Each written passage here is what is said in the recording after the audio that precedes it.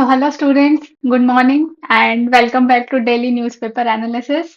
And yes, today I am here with some of the important topics for prelims as well as mains of 28th March. So, let's start our discussion.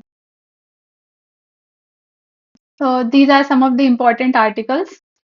First topic is related to Operation Urja Suraksha. Because of the West Asia conflict, India has taken certain steps. Second is about a microorganism that is shigellosis. Third is about the bond yields. So this explanation will be very, very important because here we will be understanding the static part also of Indian economy, like the bond yield, bond price, how bond yield and bond price are related, etc., etc. And the last article is related to new important policy of International Olympic Committee related to protection of females. So yes, this will be the fourth article, and finally will be a practice question. So first article is about Operation Urja Suraksha. So this article is from The Hindu. So Operation Urja Suraksha is launched to ensure the regular supply of oil or natural gas and to avoid any disruption in overall functioning of economy. So, everything detail is not important for this article. So, I have just included the important points which are relevant for the prelims. So, questions like who launched it, what was the purpose, etc., etc. And yes, one more important thing is about the Strait of Hormuz. So, since Strait of Hormuz, we have discussed many times about the geography, about no other prelims related facts. So, today I'm not discussing about Strait of Hormuz. So we shall be discussing two, three important points related to Operation Urja Suraksha. So you all things are important for Operation Urja Suraksha. So that's it. Second important article is about a microorganism that is shigellosis. So see, UPSC has been continuously asking questions about the microorganisms in no different types. For example, it can give a disease and it can ask whether it is genetic disease or not, or it can give a microorganism and it can ask about its characteristics. So in this way, questions can be asked. So here I have mentioned one PYQ so that you will get an idea. See, this PYQ was of 2017 and it was asked on Zika virus. So here Zika is also a microorganism, Zika virus. So shigellosis is also microorganism. So what question was, in tropical regions, Zika virus disease is transmitted by the same mosquito that transmits dengue. So first of all, the question was on the transmission, that no what is the mode of transmission or which microorganism causes a particular disease. Second question is also about the transmission. So especially it's asking about the sexual transmission. So what is the lesson from here? Whenever you are reading about any microorganism or any disease, when you are reading about any disease, then you must know the all the possible modes of transmission. So, because even if you have read one point that your sexual transmission is also possible for Zika virus, you could have answered this question. So, questions are asked in this way. So, all the possible prelims related facts we will be discussing here. You don't need to go in detail of this news. That's why I'm not discussing summary for this. So, directly we will start with prelims related points because these are very, very important. So, first of all, let's discuss about shigellosis, about the nature of disease. So, shigellosis is a bacterial infection. Please note that it is not protozoan, it is not fungi, it affects the intestines and it causes diarrheal illness. Now, another important point is that overall in the world, it is the leading bacterial causes of diarrhea. So, no, if you are suffering from diarrhea, then maybe you are being infected by a bacteria which we call it as Shigella. Third important thing is it is highly contagious. Contagious means that it can be easily transferred from here and there. Another important thing is humans are the only natural reservoir. Why we call it as natural reservoir? Because as we know that it primarily affects the intestine. So see, one word we have. in the intestine, what we call it as colon. So colon is a part of our digestive system. So the conditions which are present in human colon, they are very good for the bacteria Shigella to survive. That's why we call that humans are the only natural reservoir for this bacteria.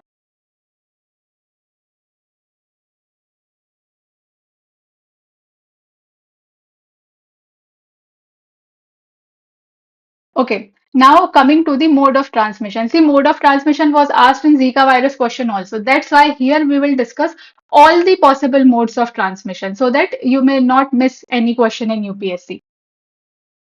So first of all, the main mode of transmission is through the fecal oral route. That so we can say that wherever the hygiene is not very good, this type of bacteria can easily spread. So first important thing is the fecal oral route. Now let's discuss about the modes of transmission. So first is person to person contact.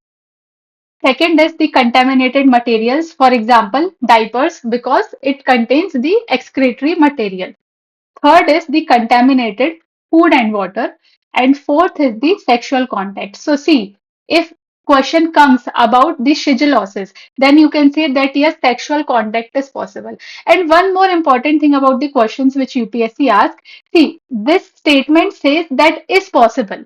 Any extreme statement, maybe we can do wrong. But if UPSC says no, it can happen, it is possible, then 90% you can consider that that statement is correct only. I'm not saying 100% all the times, but no, that statement 90% will be correct. So these are the modes of transmission, very, very important for prelims as well as for the mains. So basically, we can say the regions which have the poor sanitation and hygienic practices, shigellosis can easily occur.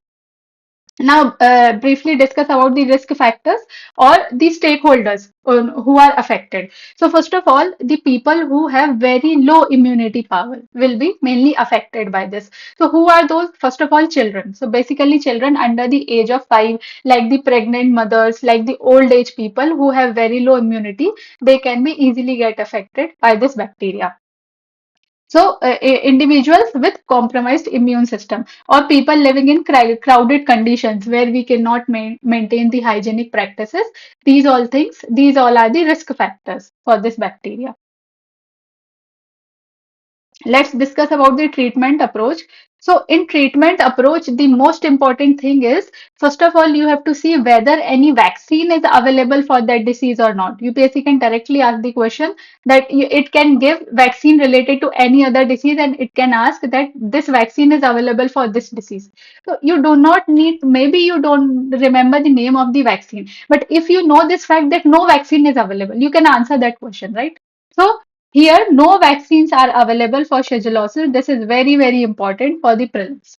Now, let's discuss other treatment approach. So, see, no, we do not need any hi-fi treatment for this kind of disease. So, it is saying that treatment is self-limiting. That means you do not need the intensive medical care. You need to maintain proper hydration because in diarrhea, your body gets dehydrated. So, you need to get proper hydration. You need to maintain the hygienic places, etc. etc. So these were the important points related to shigellosis. So I am discussing each and everything important which is important for the prelims. So please don't waste your time reading the entire newspaper article. This is done for the shigellosis, which can be asked in an exam.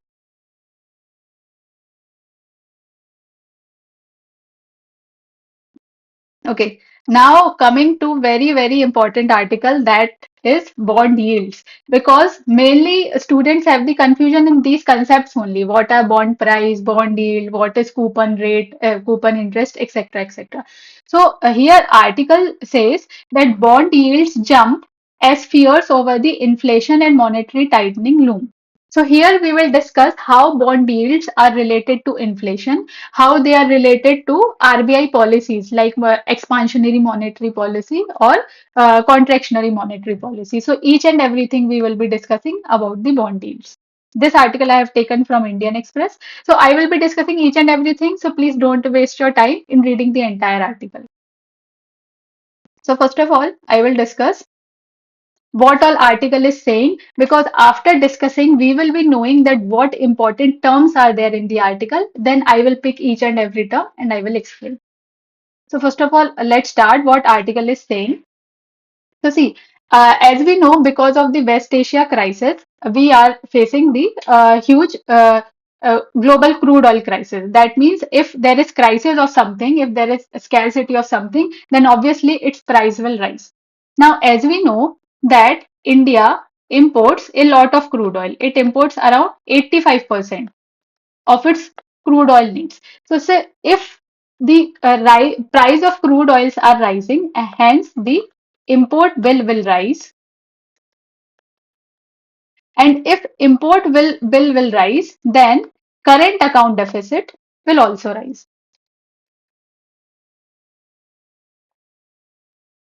Understood? So if imports are rising, import bill will rise. If import bill will rise, current account deficit will rise. Now, at the same time, I think we discussed in the previous lecture that because of all these things, Indian rupee is also depreciating.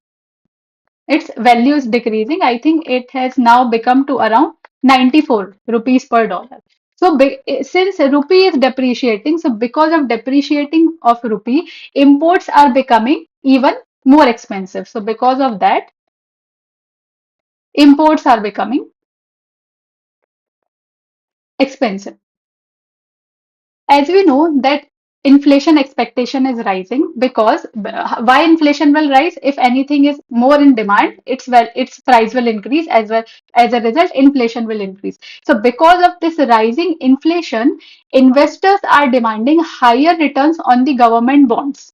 And if any government bond is giving higher return, then as a result the bond price will fall. So what we said here, return on government bond, that means the bond yield. So the article is saying that investors are demanding higher bond yield, and if bond yield will increase, then bond price will decrease. So now let's discuss what all. Now let's see what all things we have to discuss. We have to see what is bond yield. We have to see what is bond price. We have to see what is the relation between bond yield and bond price, and what is the relation between the inflation and bond yield or bond price. Because article says one more thing, that because of all these situations, the RBI has adopted or will be forced to adopt tight monetary policy. See, the article is saying no, that because of jump in bond yield, maybe monetary policy can be tightened. So we have to discuss about all these things, and then we have to discuss how the policies of RBI can regulate this rising bond yield, bond price, interest rates, etc. So let's discuss the basics. So see, this was the gist of article was saying, because of rising oil prices, import bill will rise. If import bill will rise, current account deficit will rise, because current account deficit includes goods also, services also, and oil and natural gas will be part of goods. And if current account deficit will rise, rupee will depreciate. Rupee will depreciate, hence inflation will rise. And if inflation will rise, bond yields will increase. This is the gist of the article. So please remember this cycle, because questions can be easily asked from this cycle, from any term. What will happen if current account deficit will rise? So you have to discuss its impacts. So that's why studying in this way is very easy. Now we will discuss the static part. Then we will come again to this table. If you have any doubt, you can ask. So let's start with what is a bond. So see, bond is nothing but a paper. So bond is a kind of loan which is made by an investor. So for example, I am the bond holder and I am giving this bond to person A. So in return of this bond, this person A maybe will give me 1,000 rupees. So bond is like a loan instrument which is made by an investor to a borrower for a set period of time. And after the maturity, maybe if the set period of time is 10 years, after the maturity, the investor will return my money, will return my bond sorry, will return my money. Let's say the face value is 1,000 rupees. So basically, this is a bond. Now let's discuss what is a bond yield. Bond yield means the return which an investor expects to receive each year. See, here we discussed that, for example, this is a bond and I have given this bond to person A in 1,000 rupees. Now, uh, I have given this bond to A. A will give me 1,000 rupees. Now, I have to give a certain amount of return because I agreed that till the date of maturity, every year I will give you certain rate of return. Maybe it's 5%. So, what will be the 5% of 1,000 rupees? It will be 50 rupees. So, every year I will be getting 50 rupees. Sorry, every year I will give 50 rupees to A. So, this we call it as bond yield. Bond yield means the return an investor expects to receive every year. So, this is about the simple concept of bond yield. Now, let's discuss all the relations about the bond yield and everything. So, first of all, let's discuss the basic terms which we generally hear in newspaper related to bond. So first of all, it's the face value. Is it visible? No, it's not visible. Just a second.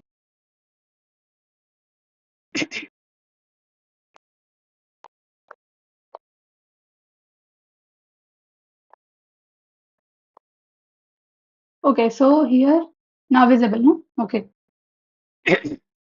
Well, first of all, about the face value of bond.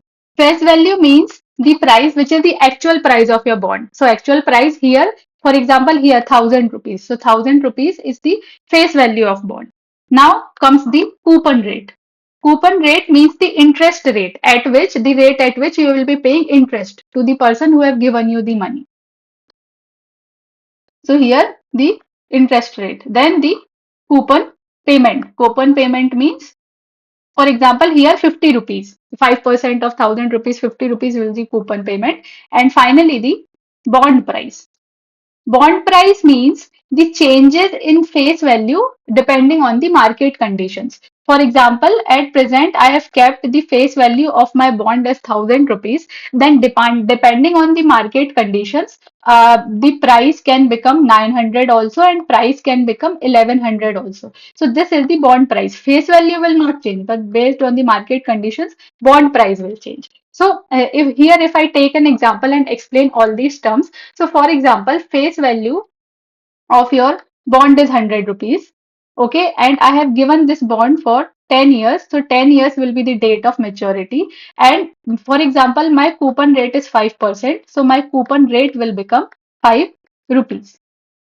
Okay, now the buyers of this bond will give government rupees 100, and in return the government will pay them rupees 5 every year for the next 10 years and will pay back their 100 rupees at the end of tenure. So through this example we understood the simple terms. Now let's understand about the bond yield and bond price, because question related to this can be easily asked in exam. So no, first of all, I will tell that bond yield and bond price are inversely related. That means if bond yield will increase, bond price will decrease, and vice versa. So let's understand this with an example. See, for example, the my bond price, just a second.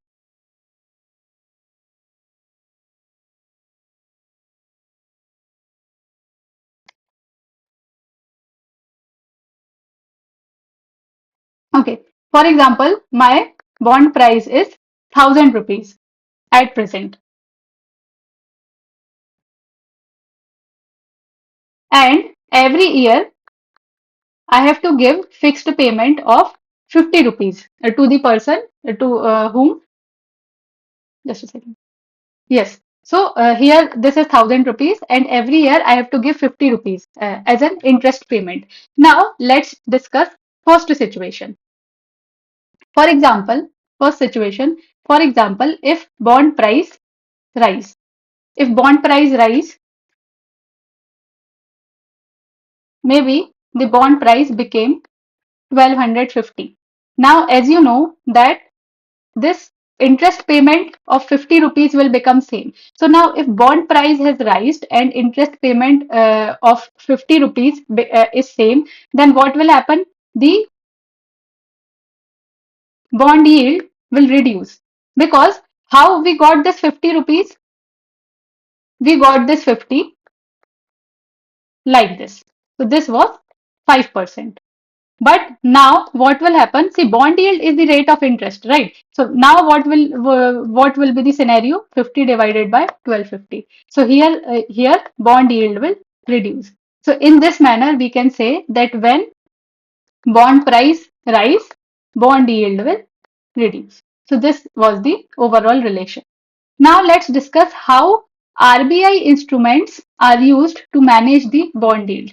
So see, here this is the gist. Whenever RBI sells the bond under the open market operations, so bond price will rise, bond yield will reduce. So this we have discussed, relation between bond price and bond yield. And when RBI sells the government securities, bond price will reduce and yield will increase. So we will understand in this way. Now, for example, imagine a situation where the face value of any bond is 1,000 rupees and interest which a person is earning is 50 rupees. So in this way, we can say that normal yield will be, yield means the interest rate will be 50 divided by 1,000, that will be 5%. Now let's consider two scenarios in the open market operations. So first thing is when RBI will buy the bond. Under open market operation, RBI is buying the bond. So see, if RBI is buying the bond, that means the demand of bond is increasing, right? Because RBI bond, and if demand of anything increases, its price will increase. So since the face value of my bond was 1,000 rupees, now its demand is increasing. So maybe the bond price now becomes 1,100 rupees, because the bond is because the bond price is increasing. Now, since the bond price has increased, so now let's calculate the yield. What is yield? Here we have calculated yield 50 by 1,000. Now, what will be yield here? It will be 50 divided by 1,100, and it will be around 4.5%. So what happened here? Bond price increased and bond yield reduced. Bond price increased and bond yield decreased. Okay, so understood, no? So here we discussed about when RBI was buying the bonds. Similarly, you can discuss when RBI is selling the bonds. So opposite will happen. So here we understood, if RBI is buying the bonds, that means demand of the bonds will increase. That means price of the bonds will increase. And if bond price is increasing, that means the yield will reduce. Yield is nothing but the interest. So how we are calculating? We are keeping the interest payment same. So bond yield will be the rate of interest, which will overall reduce.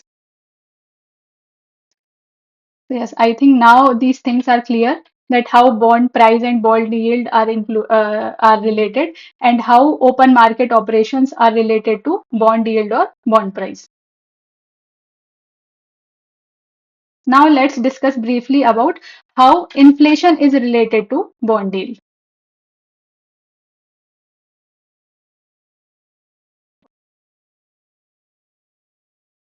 Okay. So now, as we have already discussed about the face value of 1,000 rupees, and at the rate of 5%, it is earning rupees 50. Now, let's discuss when this economy is facing inflation. That means inflation is on rise. So, what will happen? No, at present you are earning 50 rupees, but because of this inflation, the actual value of 50 rupees will reduce. So, the goods which you were purchasing for 50 rupees, now you can no longer purchase it because the value is reduced. So, what investors will think, that this bond is now not worth it. So, what they will do? They will sell the bond, and if they are selling the bond, that means more and more bonds are present in the market, then the demand of the bond will reduce. As a result, the bond price will reduce. So what will happen? If inflation rises, then bond demand will reduce. And if bond demand will reduce, bond price will reduce.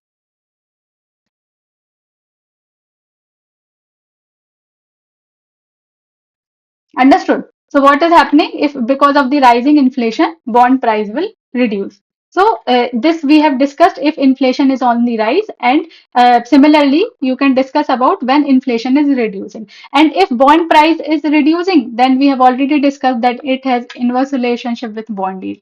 Okay, so I think now we have discussed everything, how bond yield is related to inflation, how RBI monetary tools are related to bond price and bond yield, and how bond yield and bond price are related. So yes, I think we have discussed each and everything. And yes, if you have any doubt, you can write in the comment section. Now, this is the final article. This article is related to new policy on the protection of female category in the Olympic sport. So let's discuss the summary first. You will get an idea what is important for the prelims. So recently what happened? The International Olympic Committee has introduced a major policy changes, and they are related to the eligibility of women's sport categories. So according to new rule, only biological females Only biological females will be allowed to compete in the female category starting from 2028 Olympics, which will happen in Los Angeles. So this determination will be made through one-time test for SRY gene. So SRY gene becomes very important for UPSC prelims. So the International Olympic Committee argues that biological males retain advantages in strength, speed, and endurance even after the hormonal therapy. And because of that, it becomes necessary to ensure the fairness and safety in the competition. However, this issue has sparked the debate also, because the critics are raising concerns about the human rights and privacy. So this was the overall gist. So what we got from here, that the concept of SRY gene is very important for the prelims. So let's briefly discuss about that. See, so here SRY gene, just a second. Huh. So SRY gene, to study about the SRY gene, you must know the concept of chromosomes. So see, chromosomes are present in nucleus. See, whenever you read about the science NCERT, so there you read about the plant cell, animal cell, and in cells when you read about the nucleus, so basically you can call nucleus as the brain of the cell, because through nucleus only the activities of other organelles can be coordinated in cells. So chromosomes are present in the nucleus itself. And what is the main role of chromosomes? So they contain various kinds of genes, and these genes are important to transfer the genetic characteristics from one generation to another. So as we know that human cells have 46 chromosomes. So if we divide these 46 chromosomes in pairs, then we will get the 23 pairs of chromosomes. Now out of these 23 pairs, one pair is for sex chromosomes. And what is the role of this sex chromosome? It is responsible for the sexual characteristics and overall appearance in males and females. Now, if we talk about females and males, so if see, out of these 23 pairs, if one pair is of X and X chromosome, that means mostly the sex will be females. And if the chromosome pair is X and Y, so this Y chromosome is responsible for the male characteristics in any human being. So this is X and Y. Now let's discuss about the SRY gene. So see, here we have discussed about the X chromosome also, and we have discussed about the Y chromosome also. Now, what about SRY gene? So the Y chromosome contains a critical gene called as sex determining region Y gene. So in this Y, no, in this Y chromosome, a gene is present, and that gene is called SRY gene. So sex is determined by the SRY gene, and this SRY gene is responsible for the development of overall male characteristics. So that's why International Olympic Committee is saying that it is the most effective method to judge whether any human being is a biological female or not. Now let's discuss briefly about the International Olympic Committee, some of the prelims related points only. So first of all, the headquarters. So the headquarters are located in Lausanne in Switzerland. And about the genesis, so it was founded at the first Olympic Congress in Paris in 1894. So some of the objective facts for the other government exams. If we talk about the funding, so it is entirely funded by the private institutions, and 90% of its revenue goes for the development of sports and athletes. So important thing to remember is it is entirely private funded. And functions, yes, you can guess yourself only. It decides about the Olympic sport inclusions and host city selections. For example, it has selected the host city for 2028 Olympics. It facilitates collaboration among the various kind of stakeholders. And yes, Indian Olympic Association serves as India's NOC. So these are some of the important points for the prelims. Now coming to the practice question. So please give the answer in the comment section. See, about the bonds we have discussed in detail. So please don't do this question wrong. Please give the answer in the comment section. So the question is, with reference to government bond yields, consider the following statements. First is bond yields and bond prices move in the same direction. Second is rising bond yields may indicate expectations of higher inflation. Third is increase in crude oil prices can indirectly increase bond yields. So yes, please read the question carefully. If possible, please go through the video once again and then please provide the answer in the comment section. So yes, today we have discussed four important articles about the bond price, bond yield, inflation. Okay. Okay. So I think yes, that's it for the discussion today. Thank you, and we shall meet in the next lecture.